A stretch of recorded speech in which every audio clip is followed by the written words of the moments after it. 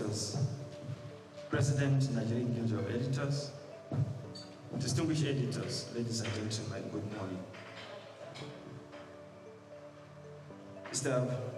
Chairman, as part of your engagement, to engage with various stakeholders, you have met with various groups, and another critical group that you are meeting today are members of the Nigerian Guild of Editors. Of course, you had a meeting with NUG, where they selected journalists from states of the Federation, where you share your vision and also seek for their support. It's the same thing we are here to do. Editors, before you is the chairman of the ICPC. Before becoming the chairman of ICPC, he was the Commissioner of Justice in Jigawa State. And he has a vision that he intends to unveil, or he wants you to help him so that he achieve this vision. Dr. Musa Ali San is currently pursuing a vigorous restructuring of the ICPC that requires your support, your understanding. And that is why I came to Lagos purposely to meet with you and to seek for that support. Distinguished editors, I present you as one of you. I present you the chairman of ICPC and Dr. Musa Ali San. Mr. Chairman, you are welcome, sir. The management staff of ICPC, distinguished ladies and gentlemen, I'm really happy and delighted to be in the midst of these distinguished Nigerians. And I have to say that we at ICPC, we really cherishes and greatly values the partnership with you all, because we know that you are really great and valuable because of the role which our grand norm has given to the media. And there is no doubt that your dedication to exposing corruption and enhancing our efforts has been crucial in fostering a more transparent society. And our decision to come here today is part of our determination to strengthen our partnership. That's why this breakfast meeting is not merely an event, but any affirmation of our shared mission to combat corruption and uphold integrity in Nigeria. And your support for the ICPC in delivering its statutory mandate, including its robust activities and initiatives in fighting corrupt practices and other related offenses in Nigeria, is really commendable, because you have been really helpful in enlightening Nigerians about the problem of corruption. And I'm personally filled with gratitude that the media has continued to positively boost the ICPC's anti-corruption public communication efforts. Your investigative reports, analysis, and overall dedication to truth have helped in exposing corrupt practices, because there are a lot of stories that you published which help us in our investigation. And most of these stories, they have led us to discovering some massive challenges that is facing, or that are facing our public sector. And if I may recall, there is one whereby it has to do with our youth. A contract supposed to be executed for the benefit of our youth, but the humongous amount of money was diverted.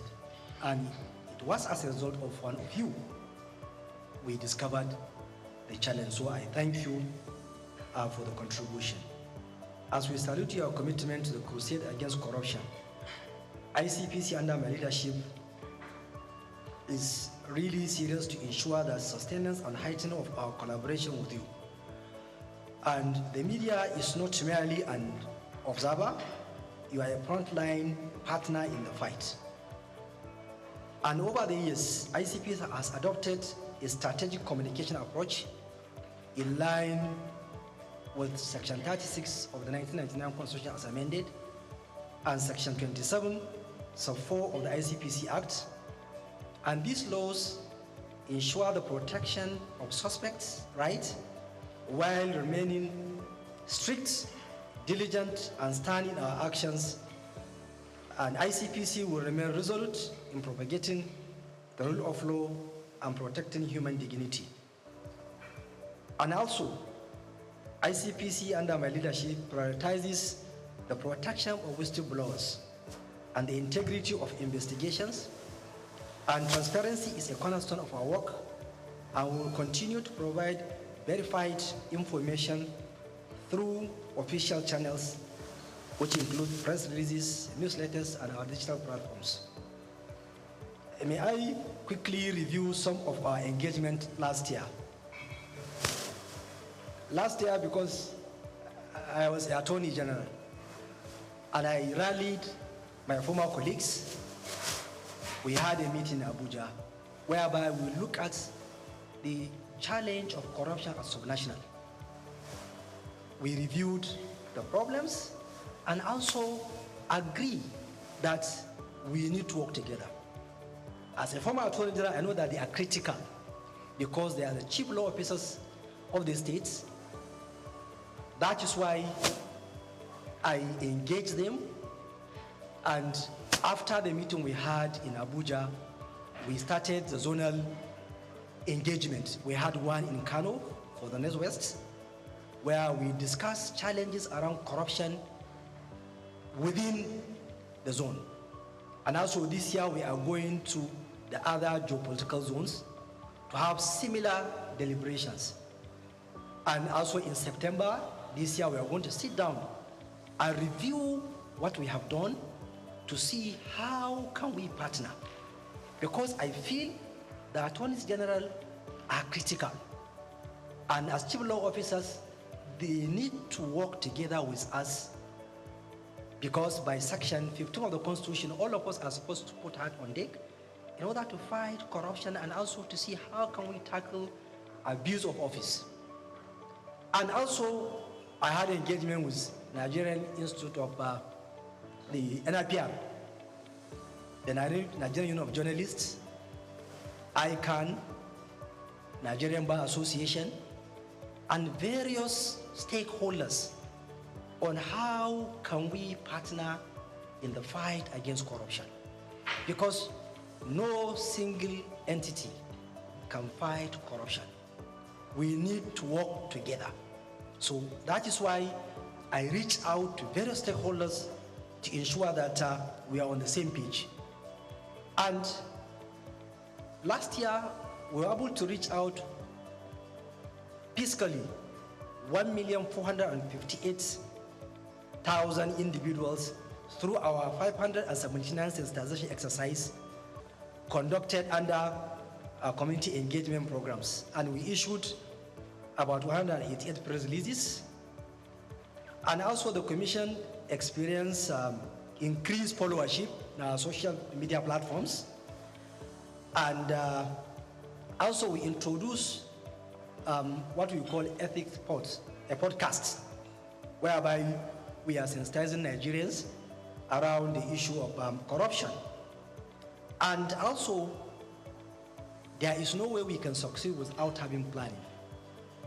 Our strategic action plan 2024 to 2028 was unveiled last year, whereby we gathered stakeholders and discussed it, because that will be our focus on how we can work. And our strategic action plan is in line with the National Anti-Corruption Strategy, which has 5 pillars: corruption prevention, issue of enforcement and punishment, ethical orientation, and also enlisting public support of Nigerians, so that, and also recovery of proceeds of crime and management. And this is the area whereby we have upscaled our activities to see that we trace, recover, and manage the process of crime, and also to remit it back to the Consolidated Revenue Fund, so that we won't allow those allegedly took away what did not belong to them to go away with it. Because if you allow them, once they accumulate the process of crime, no doubt they will use it and also to fight back. And also they will deprive Nigerians with what they are supposed to have in the issue of infrastructure. So that's why we focus seriously in that area of recovery of process of crime. And also ICPC, as you know, that it has laudable programs.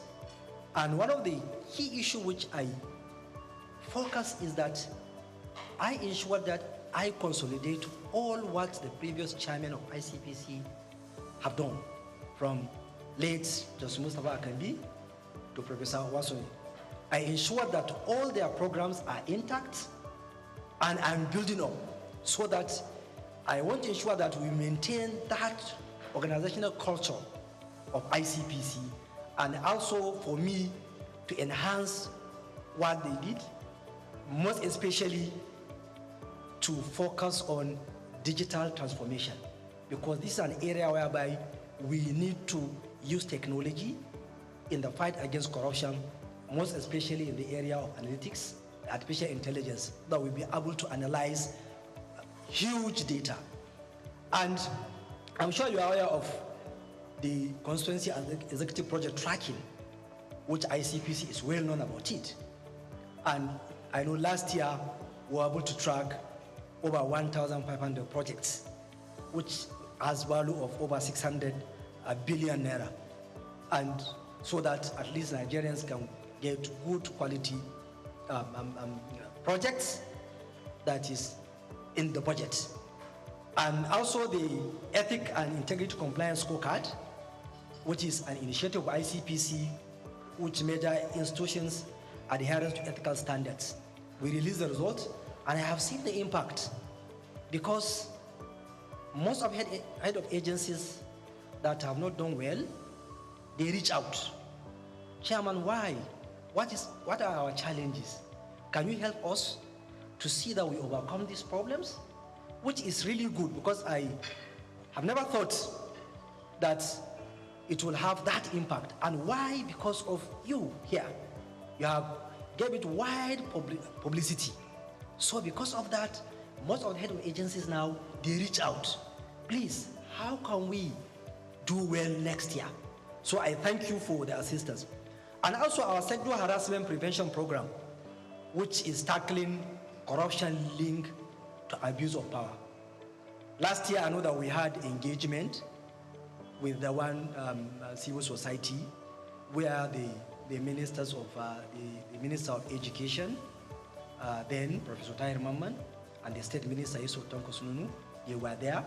The former Minister of Affairs was there, and also over 20 commissioners of education across the country, they attended, because we discussed the challenge around the problem of sexual harassment, most especially in our tertiary institutions, because our students are victims of this challenge. So that's why ICPC has been doing its greats in that area, so that we ensure that we help our students, we protect them from sexual harassment.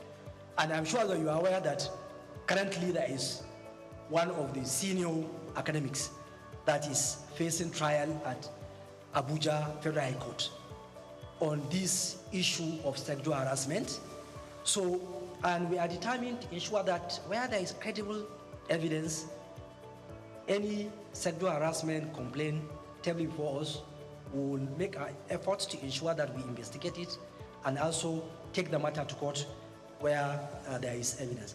Then there is our Anti-Corruption and Transparency Unit, Act 2, that they have been doing well in the various MDAs in order to help in ensuring that there is transparency and accountability in MDAs in this country. Then, when I came in, I tried to bring up my policy, which I call it Care for Impact, to ensure that ICPs as an agency, I consolidate the good culture of that agency, and also an agency which is accountable, responsible, and efficient in approaching all issues that are tabled before us.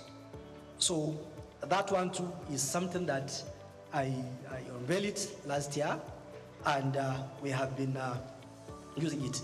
Now, recently, we are aware of the decision of the Supreme Court about the local government autonomy.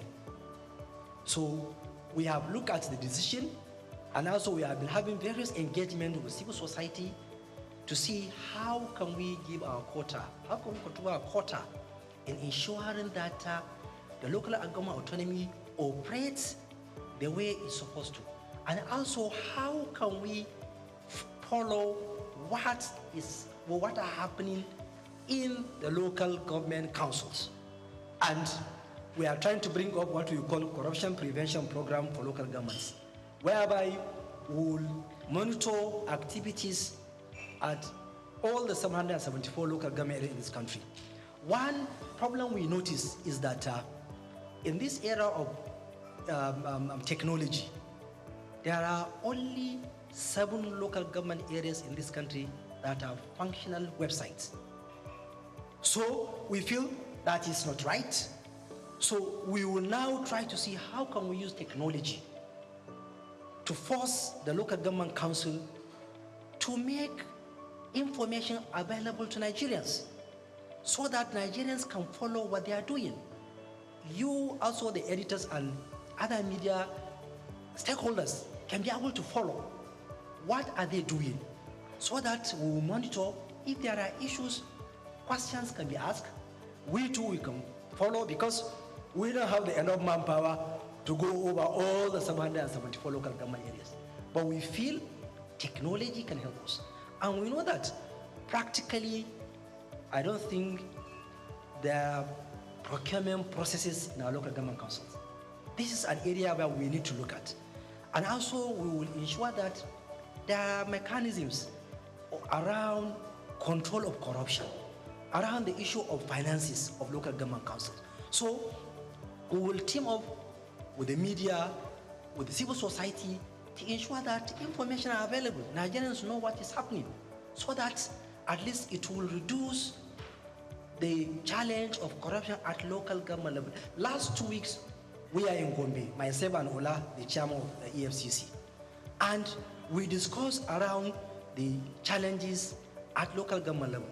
So, and we are determined to ensure that we focus there so that Nigerians at the local level can get the dividend of democracy. And even recently, we have been facing challenges around the issue of this local government autonomy because there is even one caretaker local government chairman whom we charged to court because after the decision of the Supreme Court, he continued to spend government money to award contracts despite the fact that the Supreme Court said, look, stop. And also we know how challenging this issue of local autonomy has been since 1999. But ICPs as an agency will ensure that by virtue of Section 287 of the Constitution, we have the power to ensure that the decision of the Supreme Court is implemented fully. And also, I'm appealing to those who are making attempts not to comply with the decision of the Apex Court to please desist. Because Supreme Court is the last court. Once it delivers a judgment, we must comply. That's what is rule of law. Because ICPC will continue to monitor and investigate, because any caretaker local government chairman from 11th of July 2024 who spent public funds, who award contract, that is corruption. Because you don't have the mandate. And also the Apex Court has already spoken, so we must comply. Now, in my 1 year in office, there are a lot of international engagements which ICPC engage in. And in one of the engagements is that last year in September, we had an event in Beijing, China, whereby there is Global Network. Global Network is a coalition of over 200 anti-corruption agencies across the globe from 124 countries. And I had the privilege of leading ICPC delegation and Nigeria, whereby Nigeria participated in an election of steering committee member.